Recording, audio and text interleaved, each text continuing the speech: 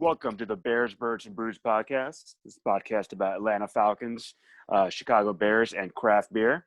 I am your host, Nabeel Alani, and that is my co-host, Asif, who just cracked his beer. How y'all doing today? What's up, man? How you doing? Happy long weekend. Happy NFL Week 1, bro. Cheers. It's here. Day of labor. This is hard labor right here. There you go. Gotta get the beers ready because we don't know what the Falcons or the Bears or, frankly, any NFL team is going to get into this year. Yeah. Well, since we're talking beer, let's go ahead and start the episode off as we always do, talking about the beer we're drinking. I am having a Pontoon Evergreen Terrace. It's a homage to the Simpsons, which is one of my favorite things of all time. And it's an IPA, and, I'm pouring it in my Twisted Knot glass that I got from Twisted Knot. But, glass is still nice. Poured it a little heavy right now, so I'm going to let the head calm down a little bit. Also, do you have a little spillage over there? I spilled a little bit. It's very WAP over here, wet ass pint. It looked like a sour you were drinking about tripping animals, right? What kind of sour is it? Before I tell you about my beer, and the bill, real quick, tell them what establishment did you buy that beer from? Bro, this beer was bought from, what was it called again? Oh, I know what it's called, Oak Street Bottle Shop. Oak Street Bottle Shop. During a stand-up show that you were hosting, what was it, 2 weeks ago? Yeah, about 2 weeks ago, maybe 3. I don't know, depending on when you might hear this.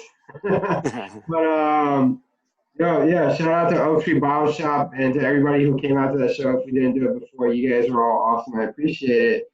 And you're right. I am drinking a beer from Tripping Animals.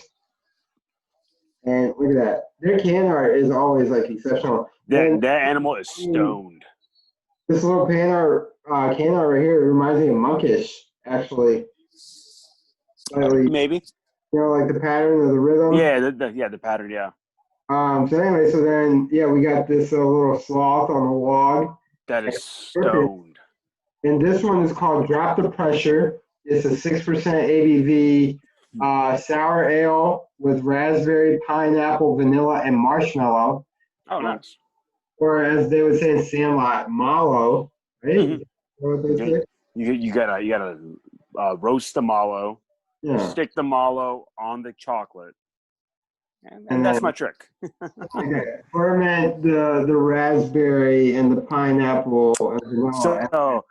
So how about you stop talking about the can and taste the beer? How does it taste? Oh yeah, okay.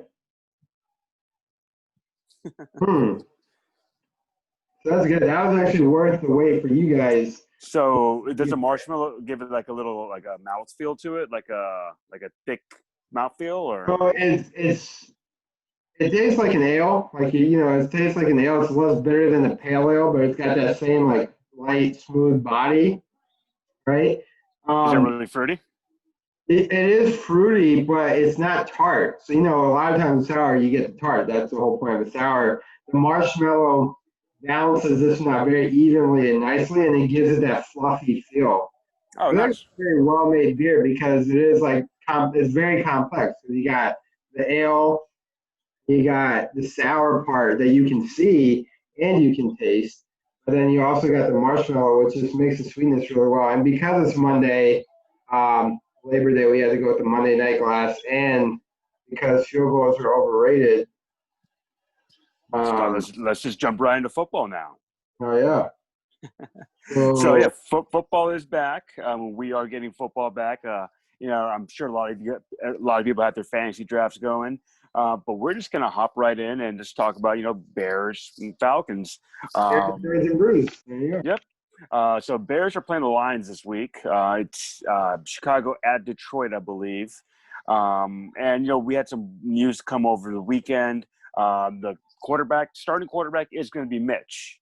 So that's going to be interesting. I'm going to put a Bears, Birds, and Brews, not guarantee, but prediction out already. I say week 3 against the Falcons is when Nick Foles will take over the starting quarterback job. So against the Lions, it's going to be Mitch. We still don't know if David Montgomery is going to play. But yeah, starting the season off, previewing it. I mean, we're down to our 53-man roster. And yeah, I think, I can definitely see the Bears winning this game. We've had the Lions numbers for the past 3 years. Can definitely see. And, Mitch has actually played okay against the Lions. He hasn't even been that bad against the Lions. So he won the Thanksgiving Day game last year, isn't that right? Yeah. Against the third stringer, but, who's counting, right? Yeah. And he didn't even play all that great. He played okay, but not all that great. But yeah, I can definitely see Mitch play fine. But no, go ahead. So I went back and I listened to our last episode, A Good Word, earlier today. And on that episode, you said that Madden, the Yahoo Madden simulation, predicted that the Bears would go 14-2, mm-hmm. and the Bears would win the Super Bowl with Nick Foles as MVP, right? So Nick Foles is the league MVP. Okay. All right, so there you go. So what you're telling me, though, because your prediction could still be very accurate, and that the Bears start 0-2 and put Nick Foles in and win 14 games this season. That's possible. But I can definitely see the Bears. I can see the Bears going 1-1. I can even see the Bears going 2-0 and still draw a scenario where Mitch can still get benched. If the defense leads to this victory and Mitch doesn't play a good game, and then next week against the Giants he doesn't play a good game, but the defense still sets us up to win, and at that point the coaching staff could be like, look, the defense has won 2 games for us. Mitch has done shit. We need to make a change. So I can definitely see us being 2-0 and still having to change a quarterback. Okay. Whereas in my head, it makes sense where the Bears go 0-2 first 2 weeks, and then if you go 0-2, you got to put Foles in that game. Yeah. Right, no doubt. So we'll see what happens with that. Like you said, your first matchup of the year is against the Lions. So a division game to start off, which is pretty intense. Especially and with Stafford coming back, I mean, to be honest, I don't know what kind of Stafford we're going to be getting. If it's even a remote, like a shell of the Stafford that played last year before he got hurt. I mean, Stafford was putting up incredible numbers last year. Arguably having the best of his career. Yeah, and then he broke his back. Right. And good to see him back. He should get another chance. You know who you might need to be worried about, Nabeel, actually, is Adrian Peterson, because he's on the Lions now and has historically had some of his best games of his career against your Chicago Bears. And now he's going to play that twice. He has. But I'm not actually worried about AP.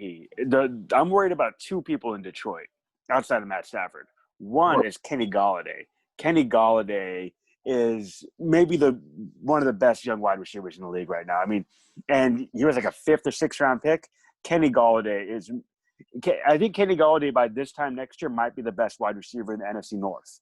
And that includes Devontae Adams. That includes Allen Robinson and was Adam Thielen. So – those are 3 awesome wide receivers, and I think Kenny Golladay might be better than all 3. Well, I would say he's already in that conversation, like in terms of like the weapon on the team. When you look at the Lions.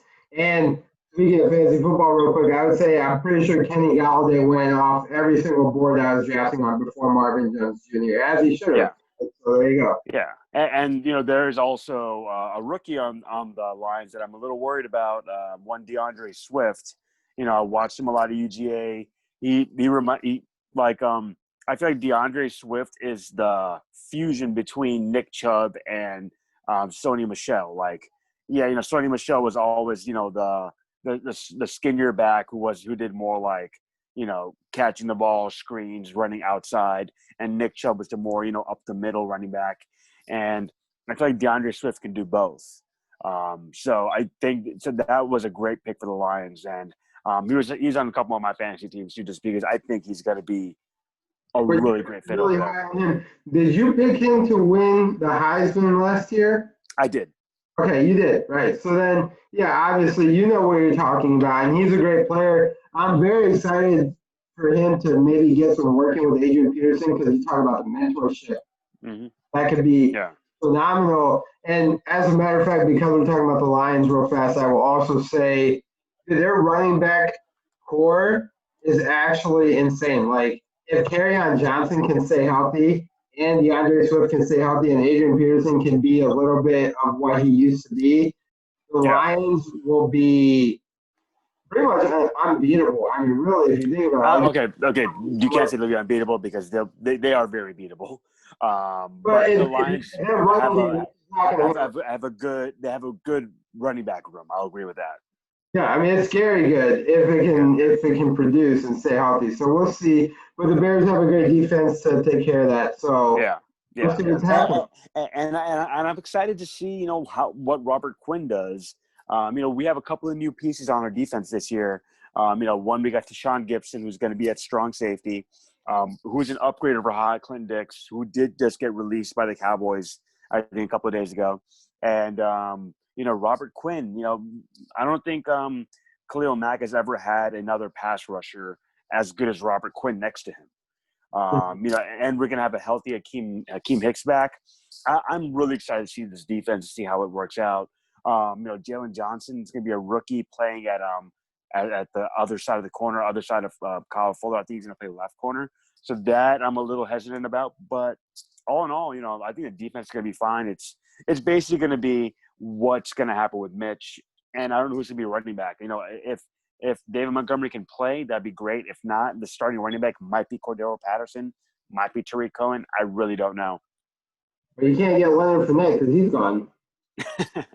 Right? Leonard Fournette did go to the Buccaneers, and the Buccaneers also got Josh Rosen. I mean, the Buccaneers are just stacking up like.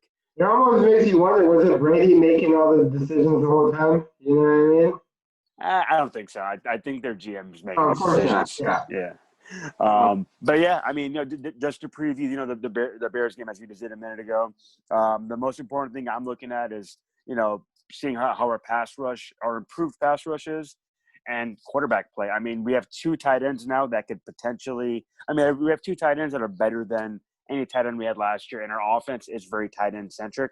So I do think it's going to be more efficient. I'm just really down on Mitch right now. Don't worry, we're going to have our predictions at the end of the episode, so I'll let you know if I think the Bears are going to win or lose.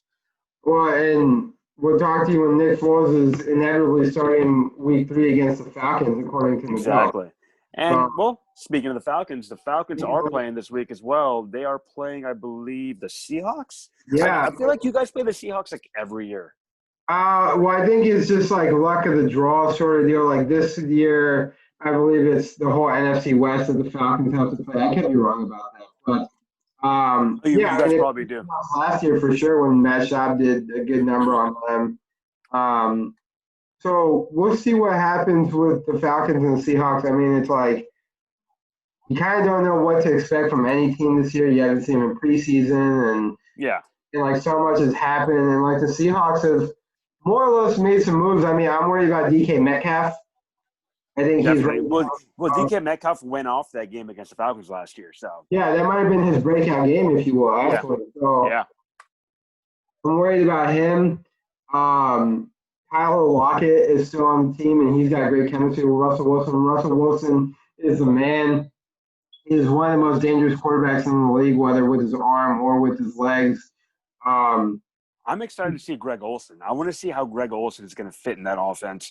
I've always loved Greg Olsen. I was sad to see him go when he was on the Bears, but I think he can. I think that's going to be an interesting fit because Russell Wilson loves to use tight ends, but his tight ends have always been like the slower, bigger tight ends. I feel like now he actually has a speed tight end, even though he's not as fast as he used to be. But Greg Olsen's more of like, in the vein of a Kelsey or a Ertz. Well, he's still got great hands. I mean, he's always had really good hands. And so in Seattle, especially when Russell Wilson can pretty much put the ball wherever it needs to be put perfectly, perfect touch. Greg Olsen should thrive there. I would also say another part that worries me about the Seahawks is, I mean, their defense is always scary, but Pete Carroll is a preparation master. I mean, I wouldn't be surprised if COVID didn't really throw him off very much, because while he is very much like a routine sort of guy, he knows how to stay calm under pressure. Just chewing that gum till it's powder. the Seahawks come in on Sunday and they're just like, look, this is business as usual for us. Yes, COVID happened, but like we're here week one NFL. We're ready to go. So I wouldn't be like essentially the Falcons cannot get caught sleeping or shaking off some jitters or some rust because I don't think the Seahawks will have that problem at all. I think they'll come ready to play. Yeah. And they're essentially out for what the Falcons are out for. Hey, this is a playoff game week one. As far as competition, this very well could be a team we see later on in the year, if not the NFC Championship. So, like, again, business as usual. Let's go down there, get a road win to steal the season and start off right. I like that. But on the Falcons side, the starting roster is great. The 53-man cut came today. Laquan Treadwell didn't make it. Was surprised a lot of people, but you might say that I think he was going to make it. Yeah, I mean, who knows what that was all about. I mean, I would like to think that Russell Gage, who beat him out for the spot, is sure that he belongs on the team and has been here. I don't know that Mohamed Sanu getting released has much or anything to do with it. I don't see him coming back, but I don't know if you ever thought of that. Sanu will land on a team. I can see Sanu coming back to the Falcons, but I feel like he won't sign with the team probably until like week 3 or something. I feel like it's going to be a little bit of time before Sanu signs with the team. But I am excited to see how Hayden Hurst is going to fit on the Falcons. Because remember, I've always said Matt Ryan's, even though his MVP year came without Tony Gonzalez, I feel like Matt Ryan's most efficient years were always when he had an awesome tight end. Matt Ryan's MVP year did come when Austin Hooper was a rookie, or maybe his second year, I think. Yeah. But like when Matt Ryan has a tight end he can trust, and the tight end that knows where he needs to be, I feel like Matt Ryan plays so much better, so much more efficient, and I feel like the offense always just runs better. Now, again, this is a completely different offense than his MVP year. This is a similar offense to what Tony Gonzalez was playing, though, because I believe who's yours? It's not Mike Mularkey. Who was the other? Dirk Cutter? Dirk Cutter, yeah. I always confused these two. Who's now the offensive coordinator again. Yeah, and that was during the Tony Gonzalez time. So, I mean, I feel like Hayden Hurst will be a great fit. Yeah, I mean, let's hope so, right? And there's also the element of Hayden Hurst is younger. He's not even at the prime of his career. The guy's like, what, 20-something? Like, he's got a lot of mileage left in him. His legs are Yeah, good. I mean, he was a first-round pick, I think, maybe 3 years ago. And then he's been sitting behind Mark Andrews in Baltimore. So, like, he hasn't even really played. He's maybe played like 18 games in his career. Don't quote me on that. But he's very fresh and very green. Yeah. And I'm excited for Matt Ryan to take care of this thing. To be honest, a lot of times, I mean, with the Falcons, you don't really have to worry about the offense. Like, first-rounders, I guess 10 first-rounders on offense now. Yeah. Still in great shape. Still have one of the best quarterbacks in the league, and they play that old school style, which is why tight end is so valuable for Matt Ryan, because he's the type of quarterback that, like, is a classic football player. Like, these are my guys who's on throwing to run, pass, get the job done, right? Touchdown. So the defense is more worrisome at this point. Yeah, I mean, the defense definitely, you got a little bit to be worried about. At the same time, Grady Jarrett is having another phenomenal camp, which no one is surprised about. You got Deontay Fowler, who's going to be a great pickup, maybe what they needed the whole time. Yeah. And then Fowler's an instant upgrade over Vic Beasley, and then not Deontay. Deontay Fowler. Yeah. And we have to just see what happens with Tack. I mean, when Tack is playing on top of his game, he always gets to the quarterback. It's just those games where, like, he just seems to disappear for a little bit. But I think maybe with Fowler over there being the number one target of the offensive line to worry about, that'll open it up for Tack, similar to what Robert Quinn's going to give to Mack. It'll be a flip scenario though, where Fowler is going to play the Khalil Mack role, and Tack will then be the playing the Robert Quinn role. So and just to piggyback on that, I think on the line you got two guys there who command a lot of attention either by themselves or from a double team. And while you would want to have like 3 or 4 studs on the line, which the Falcons could have if people have had a good camp, but you always got 2 stars on the line for sure, which is what you need because the secondary, there's a lot of cohesiveness there. You have a first rounder on the secondary now, and AJ Terrell. Yep. So, I mean, that's a big, big pickup. You got DeQuez Denard, who's a veteran and has been around the league and came to Atlanta and probably had a lot of offers to choose from the choice to play here.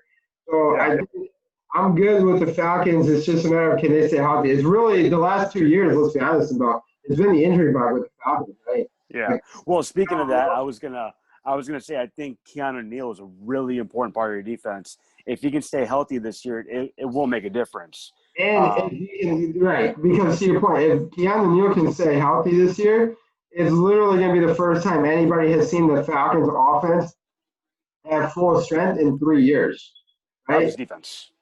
Sorry, the Falcons defense at full strength in 3 years, and which defense breeds offense and vice versa. Yeah. So it could bode really well for both sides. And then even just to finish the injury bug part, Deion Jones was even hurt for a few games last season. And so if he can stay healthy and Keanu Neal can stay healthy, and you got AJ Terrell who's doing his thing, Dante Fowler and Brady Jarrett, if all these guys can stay healthy, then there's really no reason that the Falcons shouldn't have a great year. You know, or at least achieve expectations to some degree. Yeah. I mean, tough division, but let's see what happens. So, I mean, I think we should maybe move on to predictions right now. But one thing that I did, I saw that we forgot to bring this up, so I kind of want to do this real quick. We didn't really have a season preview episode or a preview of the Bears season, the Falcons season, or anything like that. And, you know, we don't need to do that right now, but, you know, and it's too late to do that later on. But we can still give our predictions for records-wise. So if you're up for that, I was going to say let's do the Bears record and the Falcons record, and we can go into the game predictions. Yeah, and then, okay, I'm totally down with that, and we'll make this quick. I just want to say, like, well, we got Todd Gurley on the agenda. Todd Gurley's another guy we didn't. There we go. The Falcons might have a lot to do with. So really, the ceiling is the roof for the Falcons, or whatever that phrase is. Calm down, Jordan. Yo, the GOAT, baby. Shout out to The Last Dance. But football and COVID, I just want to say, like, I don't know how I feel about the season starting in like 3 or 4 days because it doesn't feel like it at all. Football snuck up on us. Right, and it's crazy because I feel like all summer long, all we do is wait for football season. I mean, you and I talk about it all the time. And this year, like, literally snuck up on us, and I can't believe it's like 3 days away. So hopefully, with COVID coming back, it makes it easier for everybody to stay indoors, stay safe, and we have a good, healthy season with all the players and all the fans. And hopefully it's better than we can imagine because I think there's a lot of anxiety around it, but it doesn't have to be, right? So just a thought, I don't know, because it is the first episode and we're going to preview the records. So tell me the records, Nabeel. Who you got for the Bears? What you got for the Bears this year? All right. Bears, I got 9-7. Bears, I got 9-7. We're going to be tied for second in our division. 9-7 Bears. And for the Falcons, I'm going to go 8-8. Okay. 8-8. And not making the playoffs. Not making the playoffs at 8-8 for the Falcons. I don't know. What about the Bears? Bears not making the playoffs either. Okay. Bears missing at 9-7. Falcons missing at 8-8. And there is an extra playoff spot this year as well, but both teams are missing playoffs. Is there? Oh yeah, because the first round team gets a bye, right? Yeah, only one bye this now. Okay, which I don't necessarily know if I agree with that. I liked it the way that it was. I thought it was perfect. I don't think it's fair to the number 2 seed, but whatever. More football, more better. Right. Okay, like 30 seconds, and then I'll answer my question, and then we'll wrap this up. Super Bowl game. Who's the matchup? Who's winning if we get there? Oh, wait. Are you going to give your Falcons record and your – I'll do it after you. Yeah, I'll do it after you pick up. Super Bowl? All right. Super Bowl, I got Baltimore versus Tampa. And Baltimore will win. I think Baltimore will win that matchup for sure, yeah. Okay, that's solid. So my Super Bowl prediction – I'm gonna go. I wasn't thinking Baltimore first. I felt like Kansas City would be the easiest and obvious choice, and I think I am gonna go with Kansas City. So let's say Kansas City, and I really think that Atlanta could do it. I mean, Fucking knew it. I fucking knew you were gonna say that. hey man, I got the Waffle House hat on. I gotta go with the Falcons. I should pick the Falcons to win because I'm pretty sure I've done that on like the last 3 episodes. But I won't get too crazy. So I'm gonna say Falcons win the Super Bowl 28-17. Book it now. Falcons go 9-7 on the year. Win the NFC South. They're gonna win the NFC South on a 9-7 record. Hey, it's gonna be a crazy year, man. Just buckle up, buddy. It's gonna be a crazy year. All right. All right, and then the Bears are gonna go 7-9. Out goes and make the playoffs, right? They're out of there. Out goes Trubisky. Out goes Matt Nagy. Out goes Ryan Pace. Blow the whole thing up. Keep Khalil Mack and start over. That's what I got. All right. I remember that in like 20 minutes so I can write it down and then prove that I was right like 3 months from now. Okay. I mean, yeah, sure. Hey, I'm always here to provide the last. Now we got a couple more predictions to make, which are Bears or Lions. Lions -3. I'm going to Vegas this week, Nabeel. I'm actually going this time tomorrow. I will be on a plane to Las Vegas, double mask up. So if you want me to put in anything at Sportsbook for you, let me know. I may take you up on that. I'll let you know. We'll follow up later on. But yeah, Bears at Lions. Lions are favored by 3. I have the Bears winning this game, 19-17. Classic NFC North battle right there with the score. 19-17, and I've said it multiple times. All we need is the Bears offense to average 19 points per game, and they're going to get 19 points against the Lions, and they'll win. 19-17, Bears. Asif? Okay, I'm gonna take the Lions. I'm sorry to do that to you, but I'm gonna take the Lions 24-17. And that 24 is gonna come on a Matt Stafford game-winning drive to end it. That's what I'm calling. Okay. That's what I'm going with. All right. We got Seahawks and Falcons. Seahawks -1.5 at Atlanta without fans in the stadium, but the Falcons always got that fake crowd noise on lock. So Seahawks against like the 12th man, pretty much. In COVID, anyway. 12th man is a Seahawks thing. All right, whatever. Yeah. All right. Who you got? Or is it on me? Yeah, you go first. Okay. I'm gonna have to take the Seahawks. Seahawks winning 27-21. 27-21. Wow, man, not giving Hayden and Hurst any credit, huh? Only 3 touchdowns for the Falcons. Well, one could be Julio, one could be Hayden Hurst, one could be Todd Gurley. I put 3 touchdowns over there. How many touchdowns? Your defense is gonna blow this game. So. Oh man, okay, all right, that's fair. So I'm gonna go with the Falcons. Actually, I mean, actually, I'm gonna take Atlanta. The 2020 Super Bowl champion Falcons. Yeah, of course, baby. I'm gonna take Atlanta 27-20. Okay, so your score is almost the same as mine. Yeah, I mean, well, that's fine. That's fair. This is where we'll probably have like the same idea here, but Texans and Chiefs. So you got Thursday night opener. Well, so it's Texans. It's at Kansas City, right? And Kansas City's favored by 9.5 points. I think that's this might be from 4 this weekend. Just FYI. This is the Deshaun Watson revenge game. I have Houston winning 35-32. Wow. Okay. Yo, Houston is a great dark horse pick for anybody who's going to be out there in Vegas with me this weekend to win it all. I mean, it can come. I may parlay. Well, yeah, I may do a parlay. I may have you do a parlay for me. Houston to cover and Bears money line. I mean, that's a parlay to win. Houston cover, Bears money line. That's something to ponder, everyone. Yeah, that's a bet right there. All right, so the Texans and Chiefs. I'm actually going to take the Chiefs on this one. However, I think it's going to be a very close game, and I'm going to take this like a 24-21. Patrick Mahomes, late game heroic, sets up the game-winning field goal from like 35 yards out. That's what I got for this. So did we agree on any – we didn't agree on any game, did we?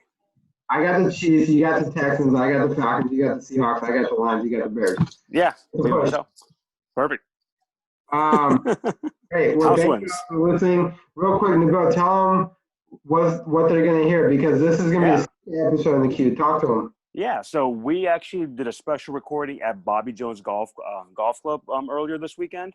It'll be up a couple of days after this episode drops. Check it out and listen to that episode. Definitely listen to that episode, and we may have a special giveaway coming up after that episode does drop. So keep an eye out for the Bobby Jones episode and follow us on Instagram and Twitter. We'll let you know about what the special giveaway may be. Wait, and for that special giveaway, I'm gonna make a somewhat of an executive decision right now. Piece of trivia potentially for a giveaway prize on that episode, plus more. We'll see what's going on. Maybe not. I don't know. You gotta listen to it and find out. Bobby Jones Golf Club. Special shout out to Oak Street Bottle Shop, to Pontoon, to the Simpsons, to the Bill, to the Bears, to the Braves, Tripping Animal. the Tripping Animals, to Monday Night. Then they got a new baby addition to the Monday Night family. So congratulations to Mr. Peter Kiley and wife. Shout out to Mr. Brian, the GM of Bobby Jones Golf Course, Marty, the president of Bobby Jones Golf Course, and Ian from Firemaker down there. And Ryan for making it all happen. So. Oh yeah. So shout out to y'all. I'm going to Vegas, baby. Vegas. Yeah.